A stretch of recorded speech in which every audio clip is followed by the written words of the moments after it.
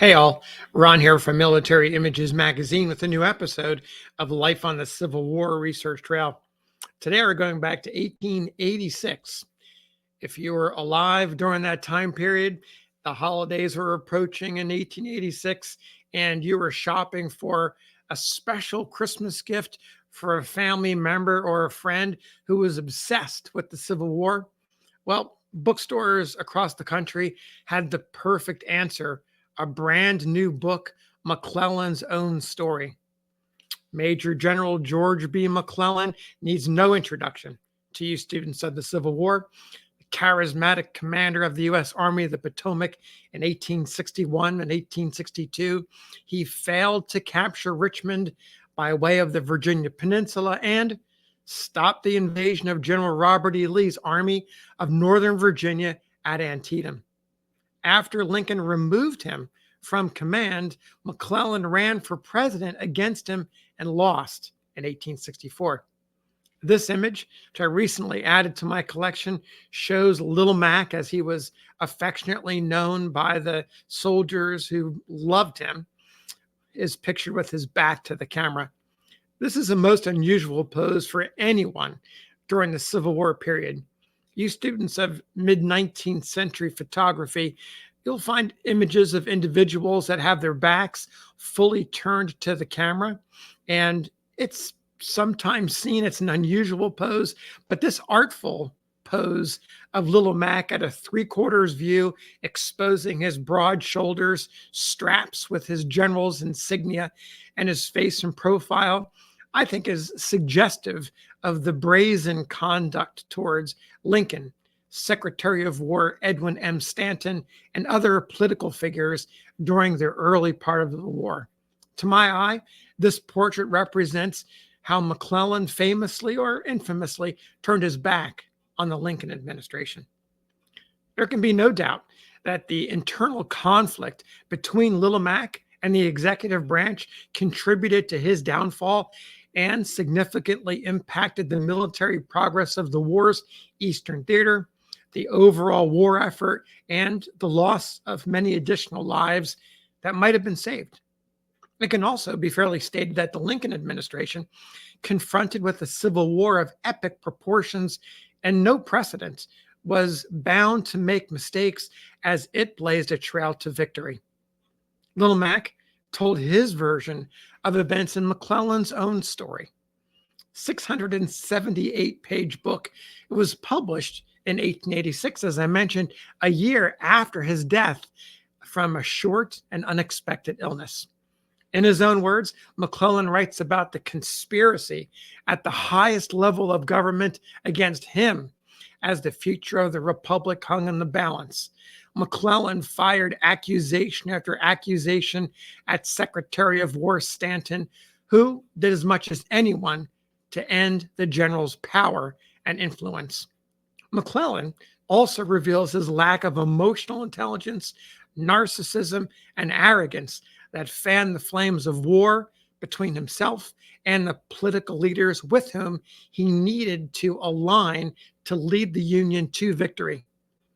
On no less than 5 occasions in the book, McClellan shares anecdotes of politicians, military leaders, and soldiers who called on him and only him to save the country. The debate about McClellan continues to this day. He was then and now remains the most controversial, or one of the most controversial figures in American military and political history. My own reflections on McClellan in getting this image led me to wonder what Americans thought of his book, McClellan's Own Story, when it was published back in 1886. So I did a little bit of looking around, and I found a number of commentaries that capture what Americans thought at the time. And remember, 1886, massive numbers of veterans are still alive and active. They're in their prime in society. So I chose 4 to give you some sense of what Americans were thinking. So the first one comes from Washington County, Pennsylvania, and it's written by an agent who is about to start selling the book or representing the book to various bookstores in the county. and it's headlined "A Card to the Public." Having been commissioned by P.J. Fleming and Company of Pittsburgh, Pennsylvania, to canvass certain territory in Washington County with and for McClellan's own story, a book full of much needed information, I desire to state to the public that my canvassing will begin at once. Knowing, as I do now, how the ordinary book agent is looked upon by the general public, I have taken hold of this work very reluctantly. But after a careful perusal of a few advanced sheets, I am more than convinced that no man ought to be ashamed to take this book to the American people. The book is replete with incidents calculated to affect the hardest hearts. Indeed, McClellan's story can never be read by anyone without evoking the sincerest admiration. During his life, he resented not the calumny that was heaped upon him, and now his eyes are closed in death and his lips sealed forever. He sends forth his story with the hope that it will, at least, keep his widow from want.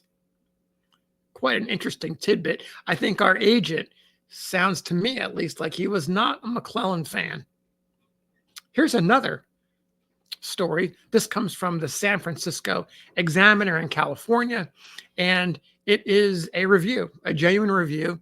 It says, within the last 2 years, the reading public has been flooded with war literature of all kinds and quality. Every officer from Grant downwards and several private soldiers have felt called upon to contribute their quota of information or conjecture for the instruction or amusement of the public. The result has been the accumulation of a huge mass of matter, the greater portion of which, as might be expected, is of little value and principally used to gratify the vanity and personal spite and predilections of its authors. At such a moment, when the public has been well nigh surfeited with war literature, it would almost seem inopportune to publish any additional works of that character. But McClellan's memoirs have a value peculiarly their own. They explain matters which have often seemed inexplicable and show the secret causes, conspiracy, which led to events of the highest importance and far-reaching consequences. The hand which penned the memoirs is stilled forever. The voice of their author will never again be heard on the field or in the councils of the American people, but to the mind which controlled that hand and voice, the country is much indebted. He rendered victory possible. He collected the forces which, when had concentrated, were handed to another to strike the blow that his genius had rendered effectual and successful. It is these facts which will cause renewed interest to be attached to the memoirs.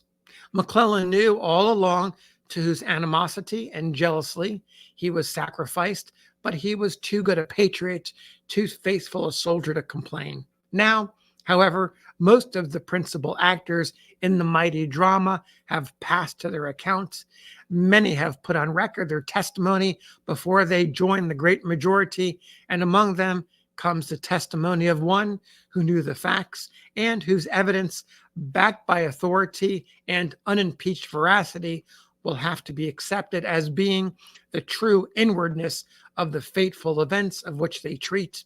It is probable that as near the truth in regard to such matters as it is possible to get are the memoirs written by General McClellan, and the desire to know that truth will make the memoirs eagerly sought by the students and the people at large, all of whom desire to know the facts just as they occurred. Some interesting insights pinning McClellan to those early years, the man who built the army that was used by others to go to victory. Now, here's another review. Comes from the Beatrice Daily Express in Nebraska. It's titled McClellan's Own Story. It says the personal memoirs of George B. McClellan under the above title are now in print and will soon be published by the well-known publishing house of Charles L. Webster and Company, New York, who published the memoirs of General Grant.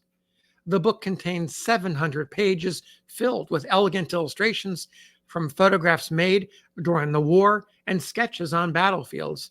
It will be a handsome volume, but aside from the fine work of the bookmaker, it will possess a peculiar interest to nearly every soldier of the late war and to the student of the history of that period.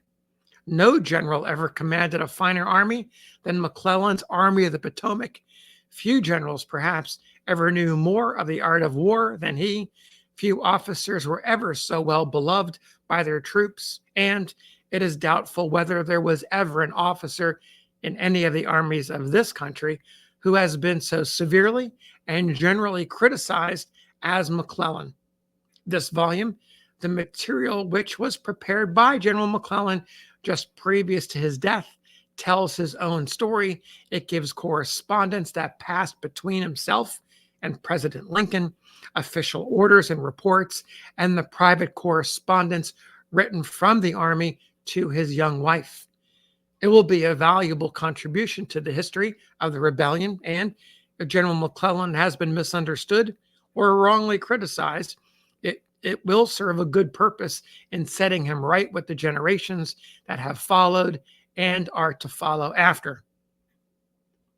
So there you have the review in Nebraska of McClellan's own story and how this is a chance for him to correct some of those wrongs that may have committed by him and by others. The last one, the final word, comes from a soldier signed only as a veteran. He's got some hard feelings. And so here's what he has to say. This also appears in a Pennsylvania newspaper. It's a letter to the editor. Mr. Editor, it begins. I see that McClellan's book is soon to be out. Having read some extracts from it, I hope no old soldier or patriot will give a single dollar towards such a book. What I most object to is that General McClellan boldly puts the stigma of treachery on Edwin M. Stanton. He is beyond all strife now. Nothing can touch him further. But to those who loved him because they knew him best, who remember his heroic patience and self-sacrifice, silence becomes cowardice in face of such slander as this. Other men receive gifts of money, of houses, of lands from their grateful countrymen. Stanton died poor, having sacrificed every worldly and selfish interest to the cause in which he believed. It disgraces McClellan's record, both as a soldier and as a man, that he should bring a charge of treason against the great war secretary, defenseless in his grave. Yours truly, Veteran. So there you have some reviews and commentary from individuals in 1886, the same year that McClellan's own story was released to the public. If you get a chance, check out the book. I'll put a link to it in the comment field below. Take care. Thank you. We'll see you on the next episode of Life on the Civil War Research Trail.